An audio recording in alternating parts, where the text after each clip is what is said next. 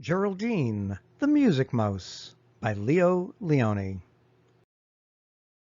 Geraldine had never heard music before. Noises, yes, many noises. The voices of people, the slamming of doors, the barking of dogs, the rushing of water, the meows of cats in the courtyard, and, of course, the soft peeping of mice. But music, never. Then one morning, in the pantry of the empty house where Geraldine lived, she discovered an enormous piece of parmesan cheese, the largest she had ever seen. Eagerly she took a little bite from it. It was delicious. But how would she be able to take it to her secret hideout in the barn?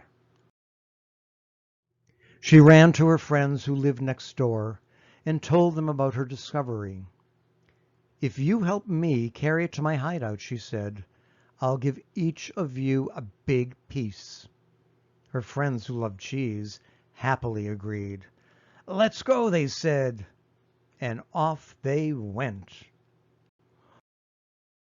Whoa! It's enormous! It's gigantic! It's immense! It's fantastic! They shouted with joy when they saw the piece of cheese. They pushed and pulled and tugged, and finally they managed to carry it to Geraldine's hideout. There, Geraldine climbed to the very top of the cheese. She dug her little teeth into it and pulled away crumb after crumb, chunk after chunk.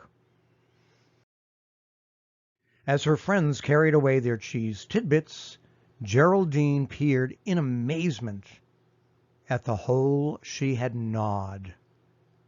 There she saw the shapes of two enormous ears, cheese ears.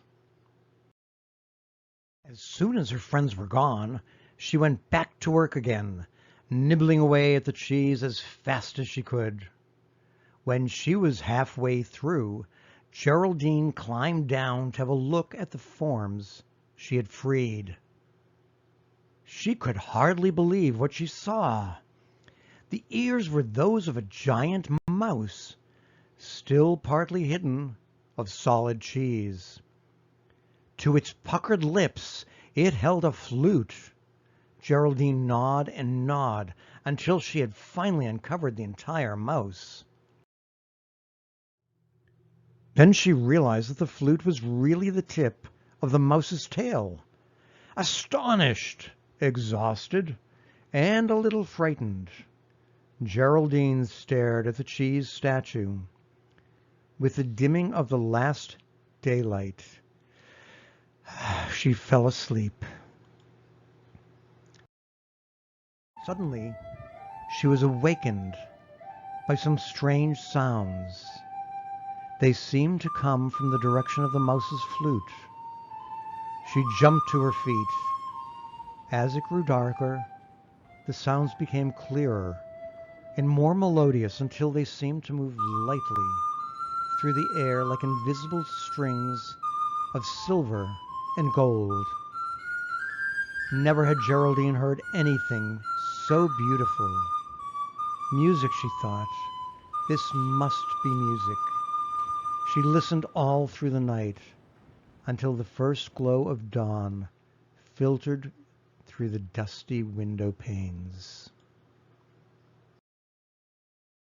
But as the cheese mouse was slowly bathed in light, the music became softer until it stopped altogether. "Play, play," Geraldine begged. "Play some more." But not a sound came from the flute. Will it ever play again, Geraldine thought, as she gobbled up some of the crumbs that lay around. When the next evening approached, it brought the answer to her question. The music began faintly at dusk and lasted until the break of day. And so, night after night, the cheese flutist played for Geraldine. She learned to recognize the melodies, and even in daylight, they lingered in her ears. Then one day she met her friends on the street. They were desperate. "Geraldine," they said, "we have no more food, and there is none to be found anywhere. You must share your cheese with us." "But that is impossible," Geraldine shouted. "Why?" asked the others angrily. "Well, because it is music." Her friends looked at Geraldine, surprised. "What is music?" they asked all together. For a moment, Geraldine stood deep in thought. Then she took a step backward, solemnly lifted the tip of her tail to her puckered lips, took a deep breath, and blew. She blew hard. She puffed. She peeped. She tweeted. She screeched. Her friends laughed until their hungry little tummies hurt. Then a long, soft, beautiful whistle came from Geraldine's lips. One of the melodies of the cheese flute echoed in the air. The little mice held their breath in amazement. Other mice came to hear the miracle. When the tune came to an end, Gregory, the oldest of the group, whispered, "If this is music, Geraldine, you are right. We cannot eat that cheese." "No," said Geraldine joyfully. "Now we can eat the cheese. Because now the music is in me." With that, they all followed Geraldine to the barn.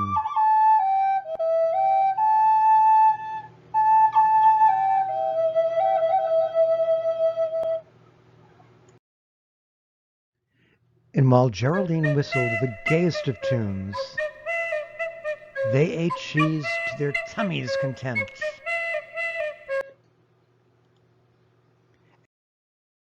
And that, my friend, is the end. Lionni was the author and illustrator of more than 40 children's books. Born in Holland in 1910, he emigrated to the United States in 1939. He received the 1984 American Institute of Graphic Arts Gold Medal. In addition to being the author and illustrator of Geraldine the Music Mouse, Leo Lionni was a 4-time Caldecott Honor winner for Inch by Inch, Swimmy, Frederick, and Alexander and the Wind-Up Mouse. Leo Lionni died on October 11, 1999, at his home in Tuscany, Italy, at the age of 89. Permission for the recording of Geraldine the Music Mouse, and made available for end users to access on the internet, has been granted by the copyright owner of the works of Leo Lionni. As designated licensee, I have agreed to not charge any fee for access to the recordings or the websites on which they are uploaded. The recordings shall only be available to access and stream online, and as protected by copyright, must not be downloaded. As noted on the previous page, Geraldine the Music Mouse was written and illustrated by Leo Lionni. I would like to extend a special thank you to Annie Lionni.